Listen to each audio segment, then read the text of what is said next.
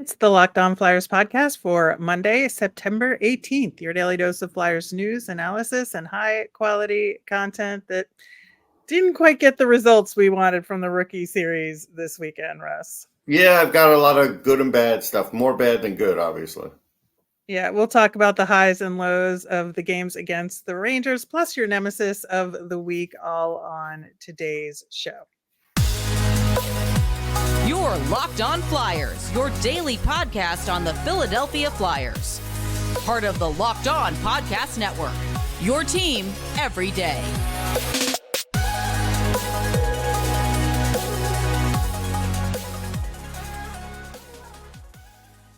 Hey there. Thanks for making Locked On Flyers your first listen every day. I am Rachel Donner. You can find me on Twitter at rmiriam. I'm here, as always, with Russ Cohen, who's on all your favorite social media apps at Sportsology. As a show, we're on Instagram and Threads and Blue Sky at Locked On Flyers as well. You can subscribe or follow us for free over on YouTube. We're on the SiriusXM app. Anywhere you listen to podcasts, you'll get our latest episode as soon as it's available here on the Locked On Podcast Network, your team every day. Russ, before we get into the rookie games themselves, we got a bit of unfortunate news heading into them.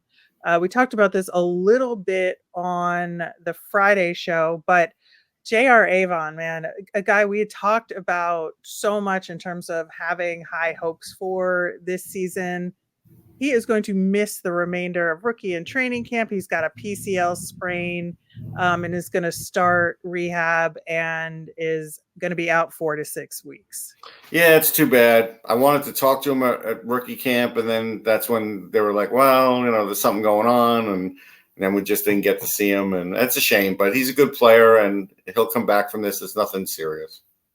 Yeah, I think, at least it's something that wasn't more serious, and that seems like a solid recovery time. Hopefully he can get back out on the ice and, has a shot at having a really good season with the Phantoms, even if he misses, 6 weeks or so of games. I think he's going to be a real important part of that team this year, no matter what.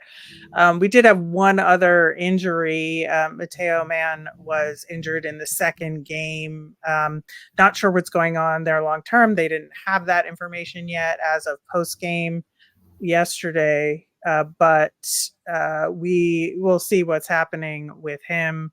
Obviously, less of an impactful thing going for the Phantoms because he wasn't anticipated on being on that team this year, but still something to keep an eye on. Yeah, no doubt.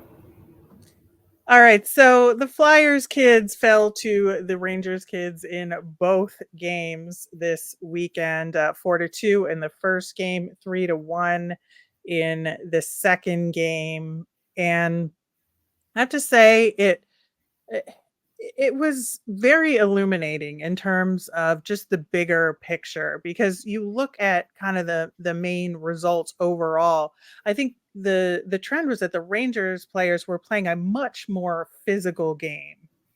Physical and better defensively. They had a much better idea what to do to keep the zones clear and stuff. Much, much better. Yeah, and I would say that, just for clarity, like Russ saw the first game. I did not because of the Jewish high holiday, but I was at the second game and I saw some highlights from the first game. But that was very evident to me, even in just the second game, that the Rangers had a defensive plan and they clogged up the zone. So even though the Flyers, if you look at the shot counts, did pretty well, they got a lot of shots off, but they were not quality shots because the Rangers just had that net front clogged up with three guys that the Flyers just couldn't get good opportunities there. Yeah, like the Rangers have a guy, Ty Emerson, who was part of the NTDP, and he's a really good defensive defenseman. Like, that's what he does. And who knows if he'll be an NHLer, but for a game like this, he's a hard guy to go up against. What I didn't like from like the coaching standpoint, I guess, from the Phantoms is, you're talking about way into the second period of the second game, and they were just getting, beat. They didn't have much going for them at all. And that was something where I felt like the adjustments from the Lehigh staff was not very good. Yeah, and I'm not sure based on what I heard that there was like a desire to make specific adjustments from a systems perspective to support them. That it was more like we're going to see what these kids can do and adjust on their own in a lot of You still ways, have to which try and I know. put I'm them in just a saying, position to win. I know. right. That's what it seemed like Yeah. from my perspective there. And I think that, that physicality was a problem. You saw the Yes. Flyers guys just getting hammered along the boards, especially in the corners. And, there was really only like one or two guys on the Flyers side that were trying to counteract that. We'll talk about the first one of which is Zayde Wisdom, who was by far the star of the weekend. Yeah, no question. I mean, he looks in better shape. It looks like he maybe lost a little weight, put on some more muscle. Everything else looks good on him. The confidence is there that we've always liked to see. And look, I mean, we're really grasping at straws saying that Zayde Wisdom was the best player because nobody wanted Zayde Wisdom to be the best player. Like, that's not a knock against him, but that just shows how far some of the other guys fell this weekend. Yeah, and Ian LaPerriere said that very specifically in the post game after the second game. He's like, Zayde Wisdom was our best guy out there, and I'm really happy for him. But the other guys that played for me, and he talked about that specifically, the guys that played for me with Lehigh, very disappointed in them overall in terms of the effort. He wasn't sure whether it was like an adjustment to, get their sea legs back or whatever in terms of, getting used to gameplay again, but that he agreed that Zayde Wisdom was the standout for the weekend. And post-game, Zayde Wisdom also mentioned that he had spent the summer in Voorhees and really worked hard with the trainers. So your point about getting lean and getting stronger was well taken, because that's a lot of what he worked on this offseason. Yeah. And I think the other main part of it was that he was able to learn or really think about balancing his physicality with the skill side of his game. No, and that's an advantage he has, and I think that's smart for him to do that. I mean, again, if those two games of the season were starting tomorrow, no offensive player from the Phantoms would be making the Flyers. None of them. No, that is absolutely true. Wisdom had a goal and an assist for the weekend. He fought on Friday, got into a scuffle and a half, I would say, on Saturday. Matt Remp is just so big. Yeah. Yeah, I know. We were just kind of like, yeah, well, Zayde Wisdom was certainly not intimidated by that. No. We'll say that for sure. But I think that, just the fact that it was very clear that Zayde Wisdom was the standout is kind of an issue. And Matt Brown. Matt Brown was really good too. Yeah, and that's what I was going to say, is that there were a few other guys that did stand out, not quite to the level that Zayde Wisdom did, but really, I think, put forth a big effort. And, Matt Brown is one of them because he's there just as essentially a tryout, right? He's a camp invitee, but I think that maybe he's done at least enough for them to think about giving him an AHL contract. Yeah, I think he's got to be in consideration right now. Yeah, he scored a power play goal in the game on Friday, and I thought on Saturday he just was really putting in an extra effort, and you could see every shift. And he was one of the other guys that was trying to counterbalance what the Rangers were doing physically, and that stood out to me as well. Yeah, no doubt. I mean, again, the one thing you saw was for kind of like rock solid college players like Trevino for the Rangers and Brown for the Flyers, those guys in these kinds of games don't lose their structure. Like, they know they've been very well coached, especially these guys who have been at top universities, and you could see it. And that really helps those guys in these games. Yeah, absolutely. I would say Alex Ciernik stood out to me as well. I thought his skating in the first game tremendous. too. Yeah, in the first game he really, really looked good. He had that goal, but he's even watching him since camp, and I put that report up on sportsology.com. His skating is really good. His passing's really good. He is a smaller guy, so there's going to be adjustments he's going to have to make along the way, but I think he's pretty sturdy. And so, yeah, so far so good with him. I've been really liking his play. Yeah, and we mentioned this a little bit on Friday, but Denver Barkey, who we did not get a chance to see at development camp because of an injury, I think has really, shown well for himself here. That like for a first look at him in the Flyers environment, I think that at least like the effort is there, and you can see he's trying to use his offensive skills in the best way possible. I thought he was in the right place at the right time a lot in the game on Saturday for sure. Yeah, I mean, and what I saw from him in camp and on Friday is, speed's there. The passing is really good. The motor's really good. So, I do like what I see out of him. All right, well, we're going to get to the other side of the fence and talk about some of the guys we thought might be leaders on this team, but kind of had some issues this past weekend. We will do that coming up next. Snap into action this NFL season with FanDuel, America's #1 sportsbook. Right now, new customers get $200 in bonus bets guaranteed when you place a $5 bet. That's $200 in bonus bets, win or lose.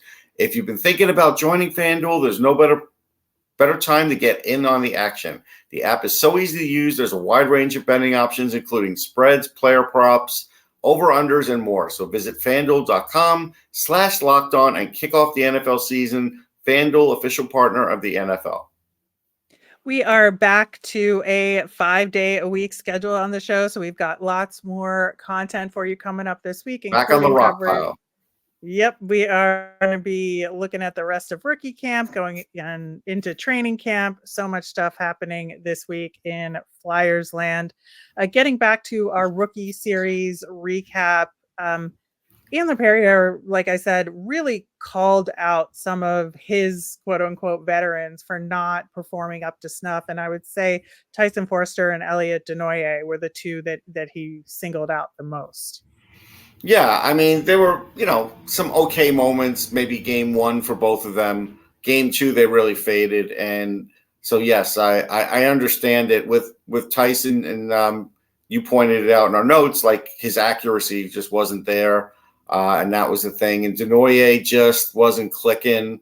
And, I mean, it was noticeable. Brink, too, though. I mean, Bobby Brink had some really bad moments. Like, I know he got an assist in that first game, but there were so many things that I could point out that were wrong, mostly in the second, a little bit in the first. But one of the things is, again, that delayed offsides led to a goal, right? That was bad. That was a really bad play by him, maybe the worst of all of his plays. But another thing was when he was getting into the offensive zone, if he gave up the puck to a partner, a line mate, he was looking for it back, but he was looking for it back on the perimeter. Nobody's going to give the puck back to Bobby Brink on the perimeter. They want him to be closer to the net, and he wasn't doing it. He wasn't going anywhere near the dirty areas. So he was like a one and done in most offensive zone situations, which was consistent with what we saw in that rookie game over the summer. So he's got to get past that. He's got to, figure out how to get to the net again, to muscle his way through, but also he's got to figure out how to have sustained pressure in the offensive zone, which I don't see. Yeah, I think that was a huge part of it with Brink as well. He there was one specific time I remember he was kind of sprung open for a shot from the right side, and it went a little high and to the left of the net a little bit. And I couldn't see who it was based on the angle of vision I had to what number it was. And I was like, I bet that was Brink based on how the shot was. And sure enough, he curled around the back of the net and his numbers showed up on the back of the jersey. I was just like, it's like the same kind of missing the net that he had been doing. Yeah. The other guy, Samuel Tuamala, unless you're springing him on a play, which they did once in the first game, and he got a shot on net, he's not creating offensively. He is not. And part of it is what I wrote in my report, that he is not presenting his stick well to his line mates. And if you don't have that stick presented right and then down quickly, they're not getting you the puck.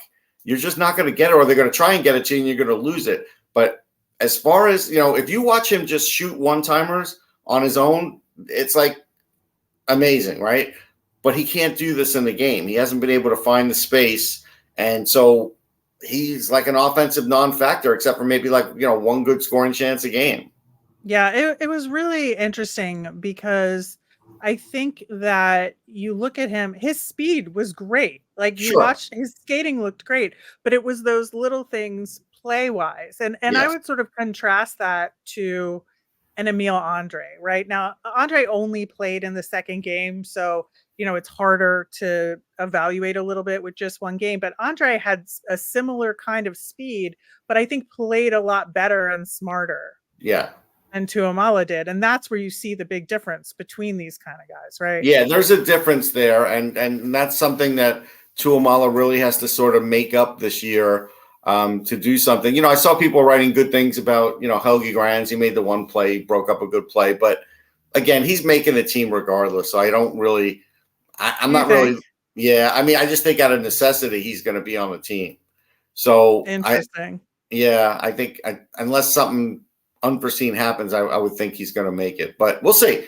Zamolik you could see problems with.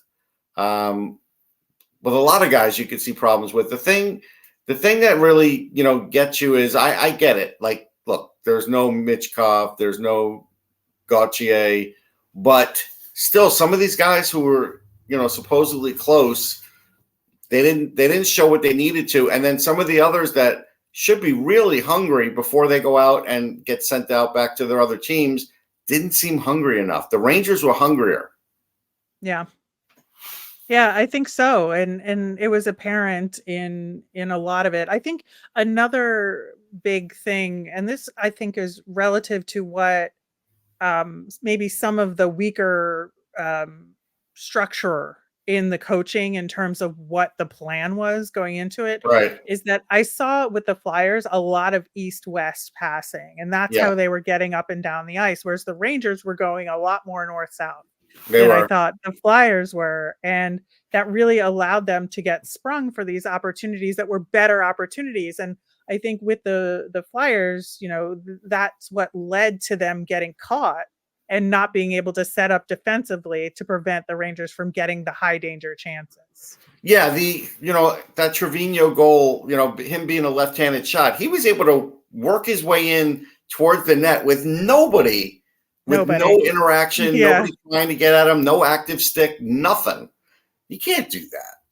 Yeah, and I wouldn't really blame the Flyers defensemen on this entirely. I think it was some of those guys were playing a lot better than the others, that's for sure, defensively. Yeah. I do think there were very few blue line standouts for the Flyers, other than maybe Andrae and Grands, to be honest. Right. But I still think that it's just the way that the Flyers were carrying the puck into the zone was a lot weaker than the way that the Rangers were doing it. And I think that had an effect on the game. It did. Look, that first goal by Bjarnason, it was a bad goal, but he stopped a lot of good chances. I was getting Carter Hart flashbacks, as bad as the defense was in front of him at times. I really was. Yeah, and that's a good segue, because I did want to make sure we got into the goaltending here. Yeah. Again, I really only got to see Bjarnason. To your point, that was a pretty weak goal to start off with, but he really settled into things later in the game. I feel like that last goal at the end, there was only 30 seconds left in the game, right. And I'm kind of willing to let that one go just because of the nature of that play. And the Flyers D had kind of folded at that point. And so, which was kind of unfortunate, because at that point it was just a 2-1 game, and maybe they could have tried something, but they decided not to. Like, they didn't pull Bjarnason or anything. So I do think that overall it was a solid, I wouldn't say great game, but it was a solid game from him. No, it was definitely solid. And Nolan Meyer was fine in game one. Honestly, he showed athleticism. He again was under siege a little bit at times. He's a pretty good goalie. And that's the thing. I think they have a pretty good goalie in him too. So goaltending wasn't the reason the team looked bad. Yeah, I absolutely agree with that. And, I think it's going to be a little bit harder to evaluate for the rest of rookie camp, just because there isn't a true game situation to look at now. And this is all the data we have. The 3-on-3, I was pulling things from the 3-on-3. That's how I figured out before the game that Tuamala was doing a few things wrong, and it didn't shock me that it carried into the game. So a few things did stand out bad that carried into the game too. Yeah, and the guys had the day off on Sunday, so today they'll be back out on the ice. We have a couple of days left to evaluate them, and we'll kind of go from here. Yeah, I mean, again, this is where Foerster and Desnoyers really have to step up. I think again, I think Grans, because of his size, is going to have every chance to make the team.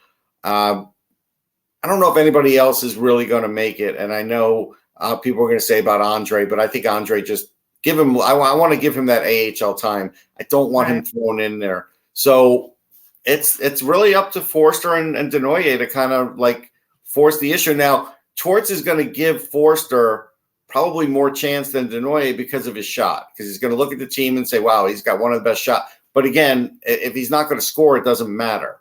So that's what they're going to have to determine, is if they can do that.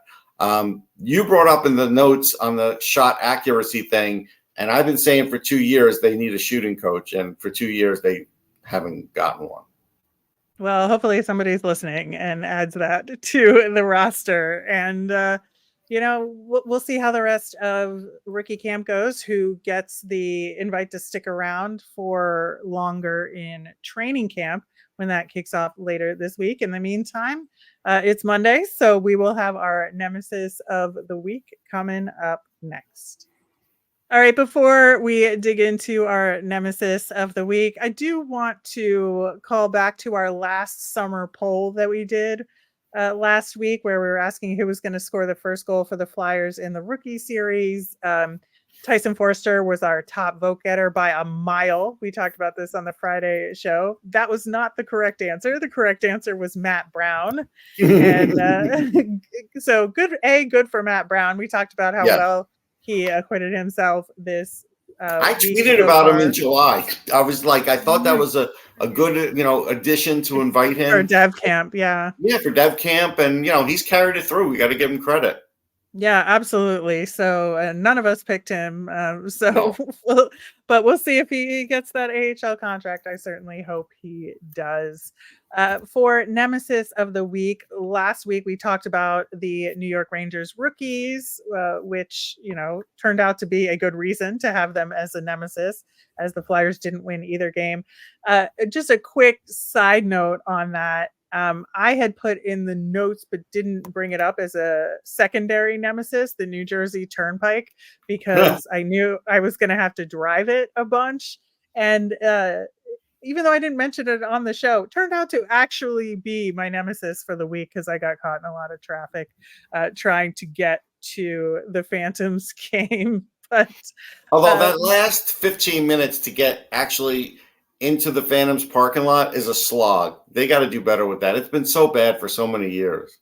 Yeah, it's definitely unexpected to have that kind of traffic in Allentown. But moving into this week, I think, for me, based on everything we've seen at camp and in the games so far, the nemesis for me is these younger guys getting out of their own heads. I think there's a little bit of that going on, that they feel like they have to be so responsible that they're not playing their own game and highlighting what they do well in these games. And so I really feel like that is going to be the challenge for this upcoming week of finishing up rookie camp and going into training camp. Can they get out of their own heads and perform to the best of their ability? The guys like Foerster, Desnoyers, Brink, and so on that we've been talking about so far. Yeah, so my nemesis is going to be people talking about Bedard and Fantilli and going crazy about their hat tricks in these prospect games. I mean, you also have to consider the goalies, and you have to consider – now, again, both these guys are going to score at the NHL level. Don't get me wrong. But, I don't think Bedard's getting 60 goals this year. And, the way he scored those goals looks like he's going to be like a 60-goal guy. Same thing with Fantilli. So I'm not saying you shouldn't be excited about Connor Bedard, but I'm just saying let's not overhype this before the season even starts. I always, any prospect is suspect to too much hype. And, Bedard's getting more hype than even McDavid did, if you think about it. McDavid got a ton, but he's getting more hype than really any prospect we've ever seen in the last 20 years. So I'd like to see it slow down for him a little bit, but I guess it's not gonna. Yeah, I think it is interesting to contrast what guys like that are doing in these prospect tournaments versus what's happening in a Flyers Rangers prospect tournament, Right? Because the prospect levels are so vastly different in these situations. But I love the Traverse City tournament. I think, what they've been around a little bit longer than some of these other tournaments. So they've figured it out. And I think they have the right set of teams for this time in order to have a successful tournament. I do wonder if the Flyers will ever be in a sort of a tournament situation rather than just these like back-to-back games against one team. They make more money doing it this way. Interesting. I guess so, because they're at well, I guess they are at a neutral site though. When they have they're all at neutral sites, right? Yeah, but you think about it, the money split is going to be much better at like a Lehigh than it is going to be at a Traverse City. Well, that's true. That is definitely true. So in terms of, leading into this week, like what are you looking for from the Flyers prospects to finish out rookie camp? Yeah, I got to see them finish strong. When they're playing their scrimmages, I've got to see them going all out. Maybe a little less celebrating. They were really, into the celebrating first day, and that's fine. I mean, they're young guys. I don't want to squash their fun. But now I think it's time to get a little more serious after these losses, and just got to see a little more compete. Got to see really the best that you could see out of these guys before they get sent off with their, marching orders for the year. Because it's not intentional, but we're just not seeing their best right now. And that's the part that's just a little worrisome, and that's got to change. Yeah, and I think what those marching orders are going to be is going to be extremely important going into the season for these guys, with their junior teams or whatnot. Yes. And making sure that communication stays strong in terms of, are they achieving those goals, and how do you mesh that with those junior teams wanting to win and achieve their own goals separately? So I think that's something that we will definitely be keeping an eye on as the season progresses. And we're going to talk more about what those marching orders should be as this week continues and guys kind of let go back to those junior teams. Right. We'll talk about it then. But in the meantime, that will do it for today's show. Thanks so much for listening. And if you've got a mailbag question for us, make sure you send it in. You can do it via the app formerly known as Twitter at LockedOnFlyers. You can email us at LockedOnFlyers@gmail.com, or you can comment over on our YouTube channel. I am Rachel. I'm on Twitter at rmiriam. That's RMIRIAM. I'm Russ. I'm at Sportsology, SPORTSOLOGY. Have a great Monday, everyone.